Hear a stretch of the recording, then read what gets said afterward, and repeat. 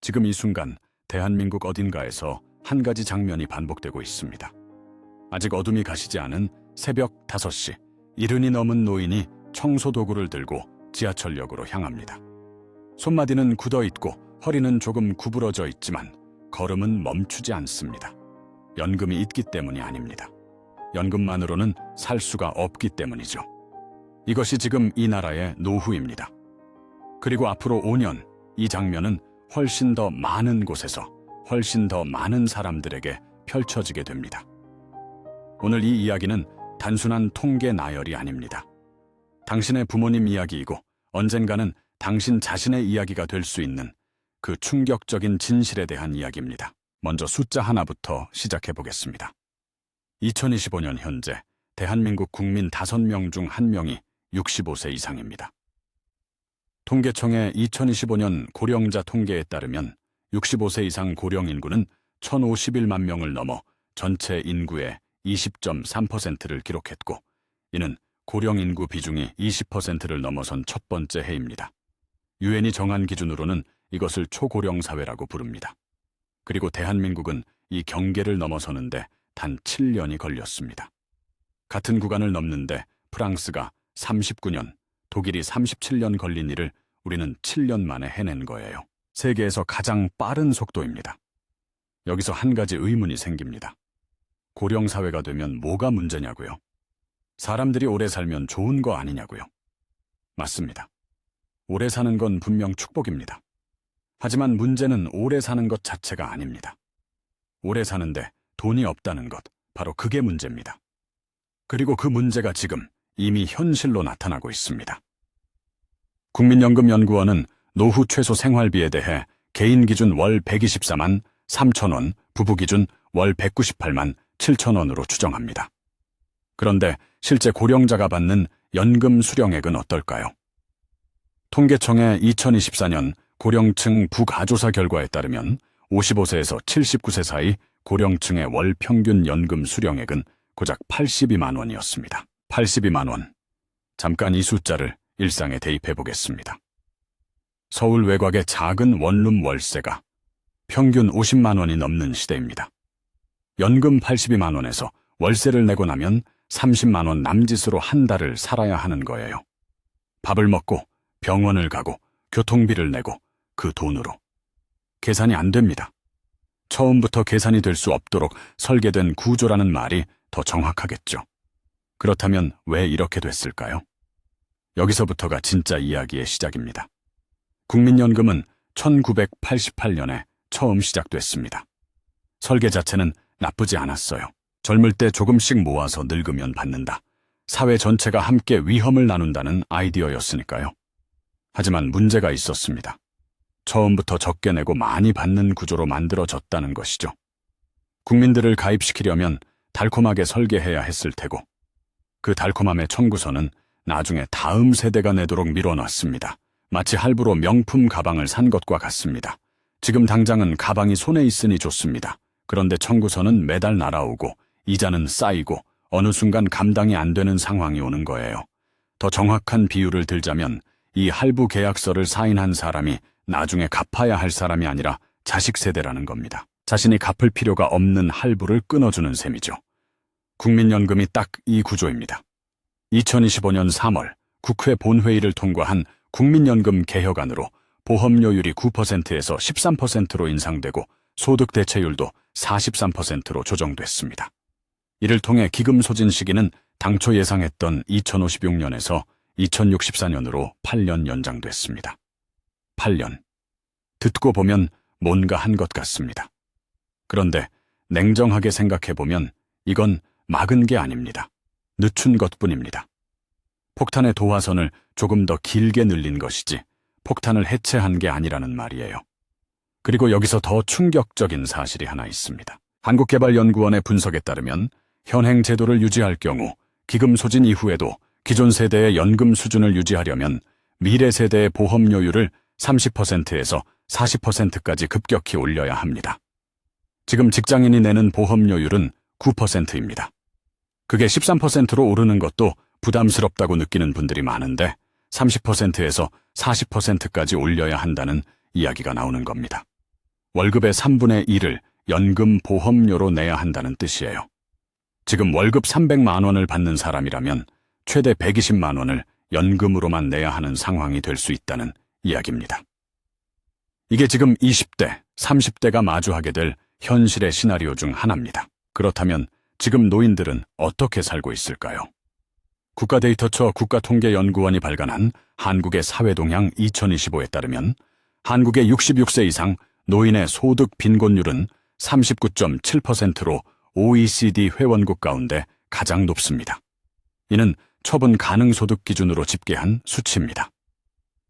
OECD 평균인 14.8%의 2배를 훌쩍 넘는 수준입니다.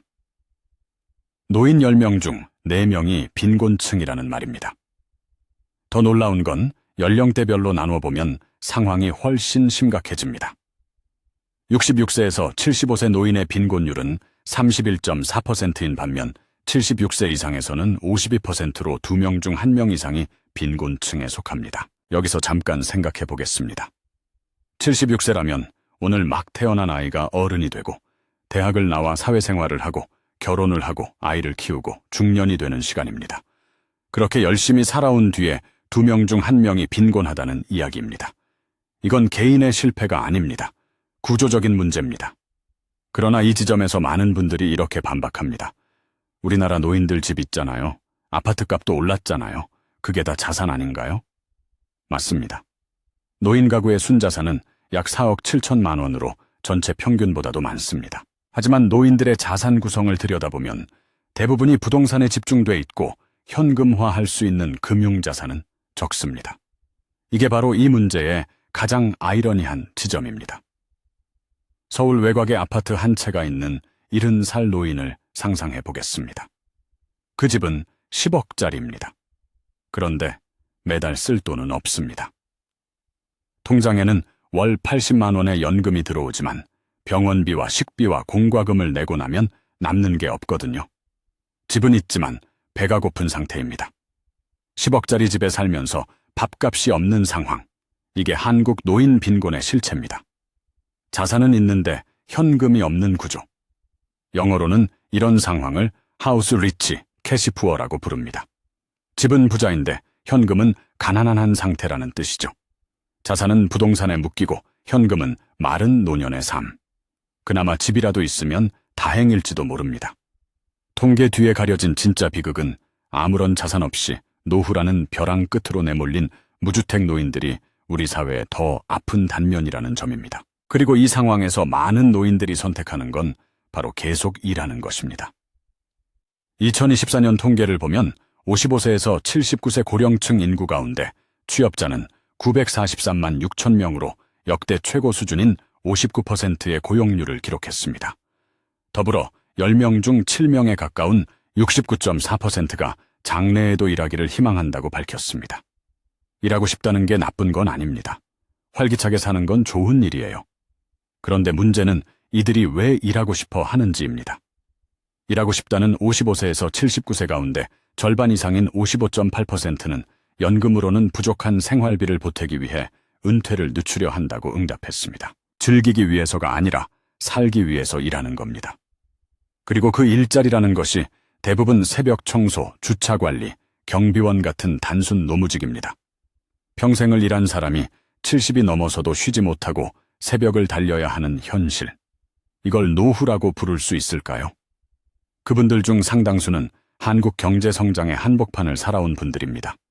고도 성장기에 땀을 흘렸고 자식을 키웠고 세금도 냈습니다. 그런데 그 시대를 살았던 사람들의 노후가 이렇습니다. 이쯤에서 어떤 분들은 이렇게 생각할 수 있습니다. 그건 지금 노인들 이야기고 나는 젊으니까 천천히 준비하면 되지 않느냐고. 이 생각이 얼마나 위험한 착각인지를 지금부터 설명해 드리려 합니다. 통계청 장래인구 추계에 따르면 우리나라의 65세 이상 고령 인구는 2025년 20.3%에서 2036년에는 30.9%, 그리고 2050년에는 40%를 초과할 것으로 전망됩니다. 2050년이면 국민 10명 중 4명이 노인이라는 뜻입니다. 그때 일하는 사람은 10명 중 6명 이하가 되는 거예요. 그 6명이 4명의 노인을 부양해야 하는 구조입니다. 지금도 힘든데 그때는 어떨까요? 이게 바로 앞으로 5년 안에 시작되는 변화의 시작점입니다. 노인 부양비, 즉 생산 가능 인구 100명이 부양해야 하는 노인 인구 비율은 통계청 추계 기준으로 2023년 27%에서 2050년에는 82%까지 높아질 것으로 예상됩니다. 2023년에는 일하는 사람 100명이 노인 27명을 부양했습니다. 2050년에는 그 100명이 노인 82명을 부양해야 합니다. 숫자만 봐도 얼마나 구조가 뒤틀리는지 느껴지시나요? 비유를 하자면 지금은 4명이 1명을 업고 달리는 수준인데 2050년에는 1명이 1명을 거의 혼자 업고 달려야 하는 구조로 바뀐다는 겁니다. 이 변화는 서서히 하지만 확실하게 모든 사람의 삶에 영향을 미치게 됩니다. 세금이 오릅니다. 건강보험료가 오릅니다. 장기요양보험료가 오릅니다. 연금보험료가 오릅니다. 젊은 세대의 가처분 소득, 즉 실제로 내 손에 쥐어지는 돈이 점점 줄어드는 겁니다. 그 돈이 줄어드니까 소비가 줄어들고, 소비가 줄어드니까 경제 성장이 느려지고, 경제가 느려지니까 일자리가 줄어드는 연쇄 반응이 시작됩니다. 이것이 인구 고령화가 경제 전체에 미치는 충격의 메커니즘입니다. 일본이 이 길을 먼저 걸었습니다. 일본은 2005년 초고령 사회에 진입한 이후 수십 년째 경제 정체를 겪었어요. 잃어버린 30년이라는 말이 나올 정도로. 2005년 초고령 사회에 진입한 일본의 65세 이상 인구는 현재 전체의 약 29%대로 세계에서 가장 높은 수준입니다. 고령층의 취업자 수는 21년 연속 증가하면서 은퇴 이후에도 계속 일하는 것이 선택이 아닌 사회적 흐름이 됐습니다. 연금 시스템이 흔들리면서 노인들이 일하는 것이 선택이 아닌 필수가 된 거예요. 한국은 일본보다 훨씬 빠른 속도로 같은 길을 걷고 있습니다. 그것도 준비가 훨씬 덜 된 상태로. 일본이 고령화를 준비할 시간이 수십 년 있었다면 한국은 7년 만에 초고령 사회에 진입했거든요. 준비 없이 달려온 기차가 훨씬 더 위험하다는 건 누구나 압니다. 그리고 그 기차는 이미 달리고 있습니다. 이제 진짜 핵심으로 들어가 보겠습니다. 앞으로 5년 안에 구체적으로 어떤 변화가 벌어질까요? 첫 번째는 연금의 실질 가치 하락입니다. 2026년부터 보험료율이 단계적으로 오릅니다. 13%까지. 그런데 소득 대체율은 43%입니다.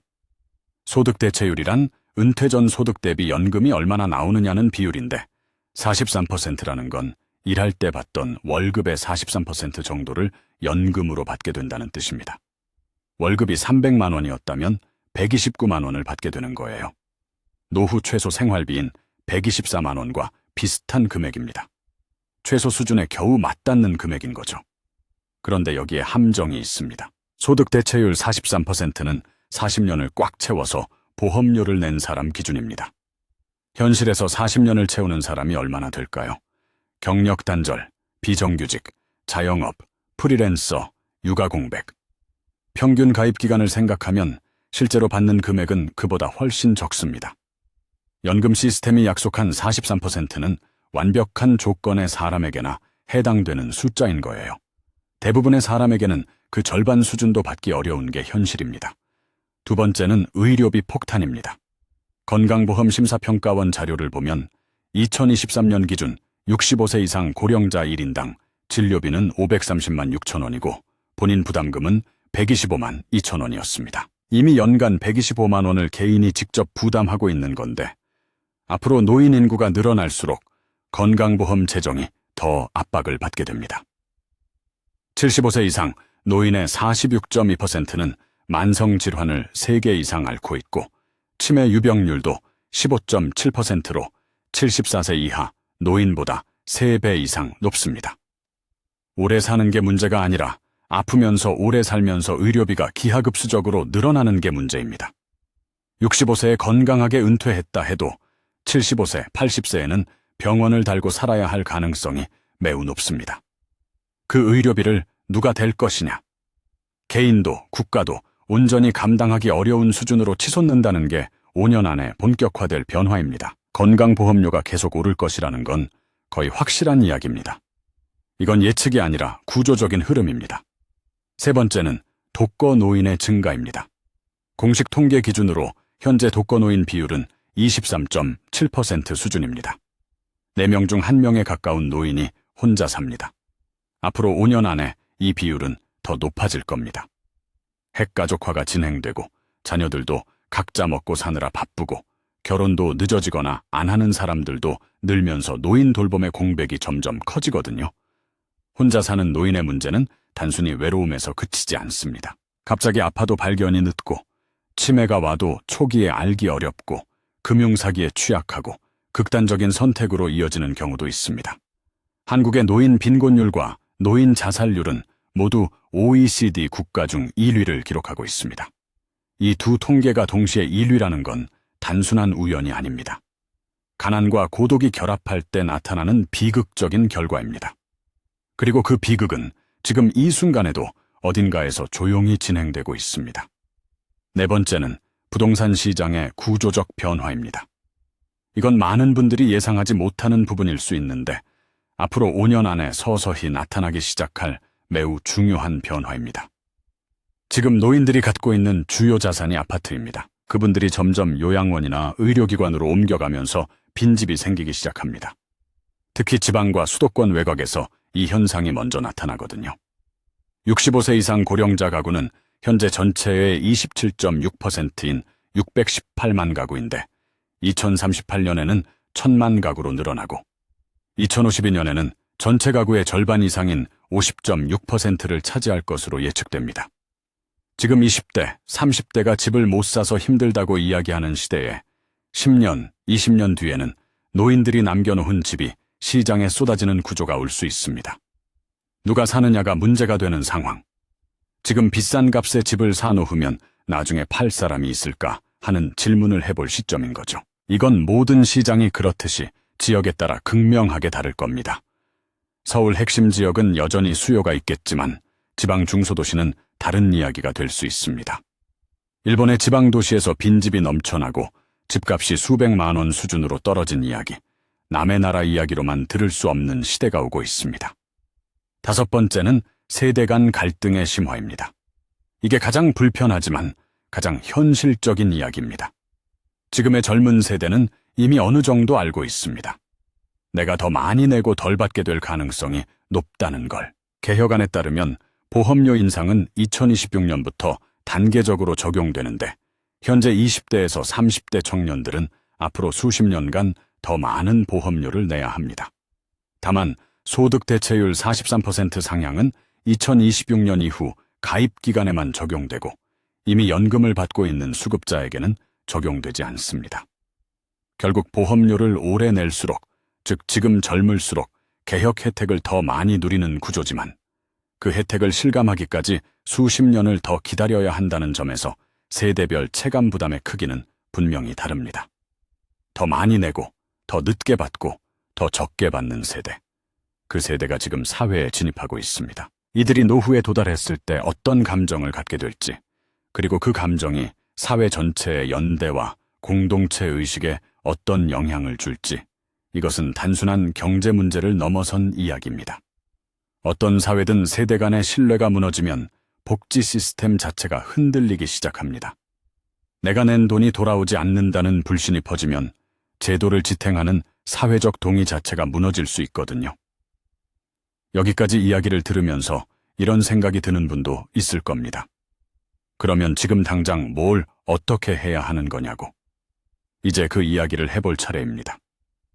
가장 먼저 직시해야 할 건 국민연금 하나만 믿으면 안 된다는 겁니다.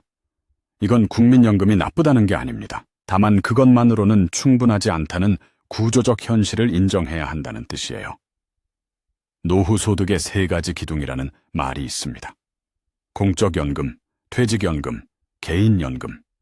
이 세 가지가 모두 어느 정도 작동해야 노후 생활이 가능한 수준이 됩니다. 그런데 많은 분들이 퇴직연금을 들어두고 실제로 어떻게 운용되는지, 어떤 상품에 투자되는지 전혀 모른 채 방치해두고 있습니다. 퇴직연금은 그냥 두면 거의 제로에 가까운 수익률의 원리금 보장 상품에 넣어져 있는 경우가 많습니다. 물가가 오르는 속도보다 돈이 자라는 속도가 느리다는 뜻이에요. 30년 동안 그 상태로 두면 명목상 숫자는 커 보여도 실질 구매력은 오히려 줄어 있을 수 있습니다. 부동산에 자산이 집중된 구조라면 그것을 어떻게 현금 흐름으로 전환할지 구체적인 전략이 필요합니다. 주택연금이라는 제도가 있습니다. 집에 계속 살면서 집을 담보로 매달 연금을 받는 방식인데 활용도에 비해 이것이 단순히 집을 파는 것보다 유리한 경우도 많습니다. 하지만 이걸 모르는 분들이 여전히 많습니다. 통계청이 발표한 생명표에 따르면 2023년 기준 65세의 기대 여명은 21.5년이고 75세의 기대 여명은 13.2년으로 전년 대비 각각 0.7년, 0.6년씩 늘어나고 있습니다. 65세에 은퇴하면 평균 21년을 더 살아야 합니다. 21년입니다. 한 아이가 태어나서 대학에 갈 때까지의 시간이에요. 그 긴 시간을 돈 걱정 없이 충만하게 보낼 수도 있고 새벽 5시에 청소 도구를 들고 일터로 나가는 시간으로 보낼 수도 있습니다. 그 차이를 만드는 건 그 시점에서의 선택이 아닙니다. 지금 이 순간의 선택입니다. 많은 분들이 노후 준비를 나중으로 미룹니다. 지금 당장 살기도 바쁜데 노후까지 신경 쓸 여유가 없다고요. 이해합니다. 하지만 생각해 보세요. 30년 뒤에 월 100만 원을 더 받으려면 지금 당장 얼마씩 저축해야 할지. 30세에 시작하는 것과 50세에 시작하는 것의 차이는 단순히 20년이 아닙니다. 복리의 힘 때문에 그 차이는 훨씬 더 큽니다. 일찍 시작할수록 같은 결과를 위해 훨씬 적은 돈을 넣어도 됩니다. 시간이 곧 자산인 거예요. 대한민국이 7년 만에 초고령 사회가 됐다는 건 우리가 준비할 시간이 그만큼 짧았다는 뜻이기도 합니다. 하지만 역설적으로 지금 이 사실을 아는 것 자체가 준비의 시작이기도 합니다. 이미 오고 있는 파도를 아는 사람과 모르는 사람의 운명은 달라집니다. 파도가 무섭다고 눈을 감아봤자 파도는 옵니다. 파도의 높이를 알고 어디로 가야 할지 판단하는 사람만이 살아남거나 더 나아가 기회를 잡을 수 있습니다. 오늘 이 이야기의 끝에서 한 가지만 기억해 주셨으면 합니다. 노후는 어른들의 이야기가 아닙니다. 지금 당신이 몇 살이든 이건 이미 시작된 이야기입니다. 5년 안에 벌어질 노후의 충격적인 변화는 단순히 노인들에게 일어나는 일이 아닙니다. 지금 이 영상을 보고 있는 당신의 세금과 보험료와 월급과 집값과 노동환경 모두에 영향을 미치는 이야기입니다. 그 이야기가 어떻게 끝날지는 지금 이 순간 무엇을 생각하고 무엇을 실행하느냐에 달려 있습니다. 오늘도 시청해 주셔서 감사합니다. 여러분의 5년 후는 어떨까요? 댓글로 서로의 생각을 공유해 주세요. 구독과 좋아요는 영상 제작에 큰 힘이 됩니다. 다음 영상에서 뵙겠습니다.